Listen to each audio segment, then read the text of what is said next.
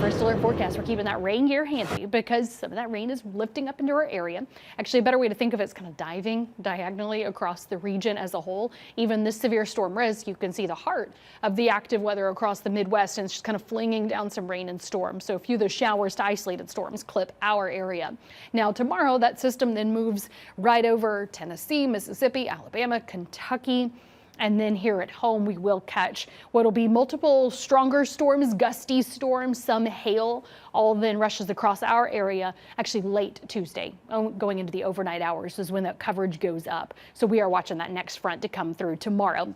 For now, we're walking out the door still with the rain gear, though, for those scattered showers and isolated storms that'll be flung our way about the time the kids are getting out of school. So an important update there on timing. Starting the day here, on average, low 60s. I have to say that because, again, we have 50s north, 60s south as that humid air is being fanned out from the rain, diving across Chattanooga, clipping southern plateau, southern valley, sending up a couple of showers our way for the morning hours. But it is very isolated at first, becoming a little more widely scattered, light to some moderate rain. Even some of this will be that drizzly, misty virga, meaning the radar's picking it up. It's not all making it to the ground until we keep boosting that humidity. And that's why I think we'll have several moderate to isolated heavier rainfall and rumbles of thunder cut across the plateau to Central Valley. So what's further north is a little bit lighter, especially having that drier air still north. So it's about this dive diagonally across our area that kicks out scattered rain. So isolated rumbles of thunder midday to afternoon.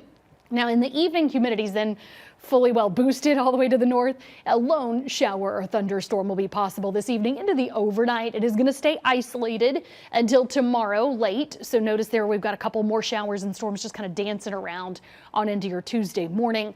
But that means today I do think we'll cut off that heating closer to noon to 3. West to east across our area. So that'll leave you from 63 in the morning to 74 at noon, 78 for Knoxville into the early afternoon, around the time the kids are getting out of school. That does mean the coverage drops off by the time most folks are leaving work. Stray rain left over by the end of the day. So in that first alert forecast where you live, having the scattered rain and storms drift southeast across our area, I wanted to cut that off by 3 o'clock because I do think that'll be that peak heating time for much of our area. 78 Knoxville to Maryville and Madisonville ahead of this early afternoon batch of rain and some rumbles of thunder. That'll leave you warm into 74 in Crossville and Jamestown. Now remember, only a couple of light showers reach north and east as your humidity still gradually going up. So even 78 Barberville to 79 Harlan, literally 79 Morristown to Newport. And it's about this flow across our area. So 78 in Pigeon Forge to Townsend on this Monday. Now rainfall by the end of the day, you can even see a couple of the spots that are actually measurable coming across here, plateau to south to Central Valley, and then some straight rain northeast.